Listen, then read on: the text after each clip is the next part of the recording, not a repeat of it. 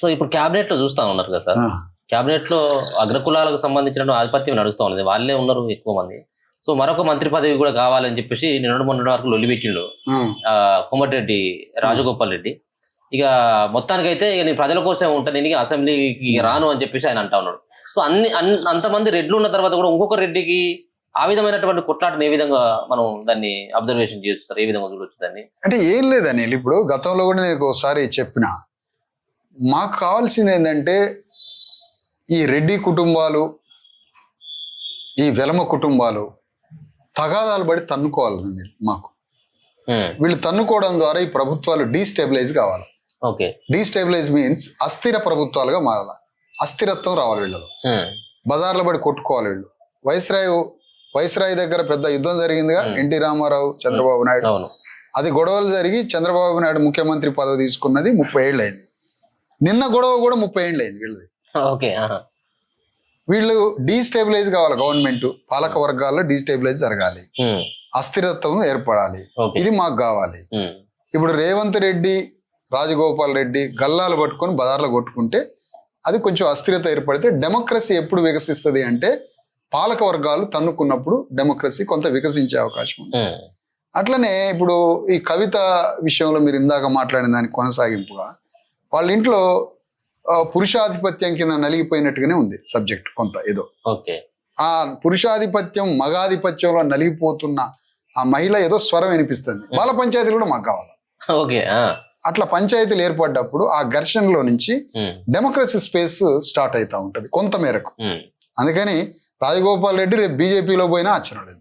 చూడండి, మళ్ళీ బీజేపీలో పోయి టికెట్ తెచ్చుకుని ఆశ్చర్యం లేదు. మళ్ళీ మా జనం మళ్ళా అటే ఎటంటే అటు తల డూపుతా ఉంటారు. అంటే పరధర్మం కదా మాది. సో మీ పోస్టర్ లో రాగానే ఎంట్రీలోనే ఎస్సీ ఎస్టీ బీసీలకు సంబంధించినటువంటి జేఏసీ, సో ముఖ్యంగా రాజ్యాధికారం ధ్యేయంగా ఈ మూడు సంబంధించినటువంటి వర్గాలంతా కూడా పోరాటం చేయాలి, వాళ్ళకి రాజ్యాధికారం రావాలనేది మీ ఆలోచన. సో మీ వెనుక ఉన్నటువంటి ఎంతమంది ఎస్సీలు ఉన్నారు, ఎంతమంది ఎస్టీలు ఉన్నారు, ఎంతమంది బీసీలు ఉన్నారు? సో చూస్తా ఉంటే నేను చాలా సందర్భాల్లో మీ యాత్రలో నేను పాల్గొన్నా, మీరు పెడుతున్నటువంటి ఆ సదస్సులో కూడా, మీరు రౌండ్ టేబుల్ సమావేశాలలో కూడా నేను వచ్చి చూశాను. ఎంత అద్భుతంగా చూశారు కదా. అటువంటి ప్రక్రియ మాటల వరకు మీరు మీటింగ్లు పెడితేనే జనాలు వస్తా ఉన్నారు, కానీ యాత్రలు పెడితే వెనుక నడిచేటువంటి వాళ్ళు కొంచెం నడవట్లేదు. రథయాత్ర అది రథయాత్ర. బీసీలకు సంబంధించినటువంటి లీడర్లు కానీ, ఎస్సీలకు సంబంధించినటువంటి లీడర్లు కానీ, సో మీ వెనుక ఉండి ఇంకా ప్రోత్సహించేటువంటి ఆ పరిస్థితి ఎందుకో నేను వివరణ ఇస్తాను దానికి. ఇక్కడ బీసీ ఎస్సీ ఎస్టీ జేఏసీగా మేము దాదాపుగా ఏప్రిల్ 14 నుంచి రథయాత్ర ప్రారంభించినాం. ఈ రథయాత్ర తెలంగాణలో ఉన్న 3.5 కోట్ల మంది రాజ్యాంగ హక్కుల కోసం మరియు రాజ్యాధికారం కోసం, ఈ 2 డైమెన్షన్స్ లో ఈ 3.5 సంవత్సరాలు 1,00,000 కిలోమీటర్ రథయాత్ర స్టార్ట్ చేసినాం. మీరు ఉన్నారు, మొత్తం చూసిండ్రు. ఈ యాత్ర ఆదిలాబాద్ ముగిసిపోయింది.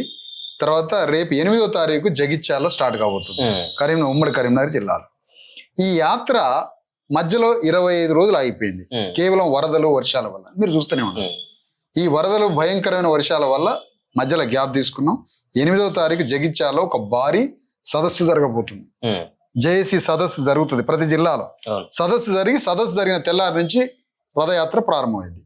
మా రథయాత్రలో మీరు అనుకునే పెద్ద పెద్ద బీసీ లీడర్ల ఫిగర్లు ఉండవు. మా దాంట్లో కొత్త లీడర్లను తయారు చేసుకుంటాం మేము, న్యూ లీడర్లని, మీలాంటి యువకులని న్యూ లీడర్లను తయారు చేసుకుంటాం. మా దగ్గరికి బయట మీకు కనిపించే మాస్ గా ఉన్నటువంటి పెద్ద పెద్ద బీసీ లీడర్లని మాకేం రారు. ఆఫీసర్లు వస్తారు, అధికారులు వస్తారు, రిటైర్మెంట్ అధికారులు వస్తారు, అనేక మంది మీరు చూస్తూనే ఉన్నారు అనేక సదస్సులకు వచ్చి. మేము ఇప్పుడిప్పుడే ప్రారంభమైనాం కదా. 3 సంవత్సరాల 3.5 నెలల్లో 3 నెలలు అయిపోయింది, ఇంకా 3 సంవత్సరాల పైన ఉంది మా కాలం. ఈ 3 సంవత్సరాల యాత్ర దాదాపు 10,000 ఏమో అయింది. 1,00,000 కిలోమీటర్లు ఉంది, ఇంకా అంటే 90,000 కిలోమీటర్ల పైన ఉంది. ఈ 85,000 90,000 కిలోమీటర్ల ప్రయాణంలో మీరు చూసింది 5-10% కదా, ఇంకా 90% యాత్ర ఉంది. ఇది ముగిసే దశకి అప్పుడు ఈ ఉద్యమం కింది స్థాయి ఏ విధంగా తయారైతే చూడండి. మీరు అనుకునే సాంప్రదాయ బీసీ ఎస్సీ ఎస్టీ పెద్ద లీడర్లు మా వైపు రారు, కానీ వాళ్ళ ఆత్మలలో మాత్రం మేము ఉన్నాం. రైట్ వేల ఉద్యమం పోతుందని వాళ్ళ ఆత్మలను మాత్రం నేను పట్టుకున్నాను. కాబట్టి వాళ్ళు ఏదో ఒక రోజు వస్తారు. నేను వాళ్ళ ఆత్మల్ని కైవసం చేసుకున్నా, నేను నాకు చాలు. ఆ విధంగా యాత్ర నడుస్తా ఉంది. టైం లిమిట్ పెట్టుకున్నారు సార్ ఏమన్నా? అదే అంటే బీసీలకు రాజ్యాధికారం పలానా సంబంధించిన ఇయర్ వరకు వస్తుంది అని చెప్పేసి మేము మా ఆశ రేపు ఎన్నికల లోపే దీంట్లో అధికారాన్ని కైవసం చేసుకోవాలనే ఆలోచన మాకున్నది. కానీ చూడాలి మరి పరిస్థితులు. కానీ ఒక ఆశావాదం, ఆప్టిమిజం అయితే అవసరం కదా.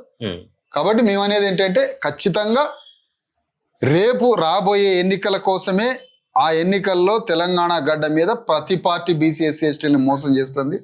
మోసం చేస్తున్న ఈ తరుణంలో మేమంతా ఒకటై ముందు భావజాల వ్యాప్తి చేస్తున్నాం. బీసీ ఎస్సీ ఎస్టీలు ఎట్లా మోసపోతున్నారు, ఏ విధంగా రాజ్యాలు మోసం చేస్తున్నాయి, ప్రతి దాంట్లో మా వాటా ఎంత అని ప్రతి దాంట్లో డెమోక్రాటిక్ గా మాట్లాడుతున్నాం. కాంగ్రెస్ పార్టీ అతిపెద్ద పాచిక బీసీ అనే సెంటిమెంట్ తీసుకొస్తుంది. ఆ సెంటిమెంట్ తీసుకొస్తున్న తరంలో దీని మాయావాదాన్ని బద్దలు కొట్టి ప్రజలకి తీసుకుపోతున్నాం. కాబట్టి ఈ యాత్ర ఇంకొక 3 ఏళ్ళు నడుస్తుంది. ఇప్పటికే 3-4 నెలలు అయిపోయింది.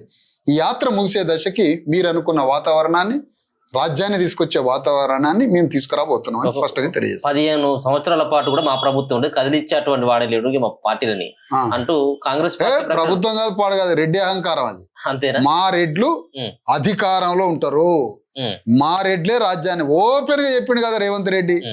మా రెడ్లు భూమిని వ్యవసాయం చేస్తారు, రాజ్యాన్ని వెళ్తారు. మేము రాజ్యాన్ని పరిపాలించే కులం మాదని ఓపెన్ గా చెప్పుకున్నాడు. కాబట్టి ఆ మాట అర్థం ఏంటంటే మా రెడ్లే పరిపాలిస్తారని అర్థం. ఎందుకంటే ఆయన టార్గెట్ పెట్టుకుంటే 2047 ఏదో. కాబట్టి మేము ఢీకొనేది కూడా వాళ్ళనే కదా. మాకు కూడా రాజకీయ చతురత ఉంటది కదా, నాలెడ్జ్. అందుకని మా ప్రజలను సమీకరిస్తాం. అంతిమంగా తెలంగాణ గడ్డ మీద బీసీ ఎస్సీ ఎస్టీల రాజ్యాన్ని, సాకారాన్ని తీసుకొచ్చే ఒక స్వప్నం నిజం కావడానికి ప్రయత్నం చేస్తున్నాం, పోరాటం చేస్తున్నాం.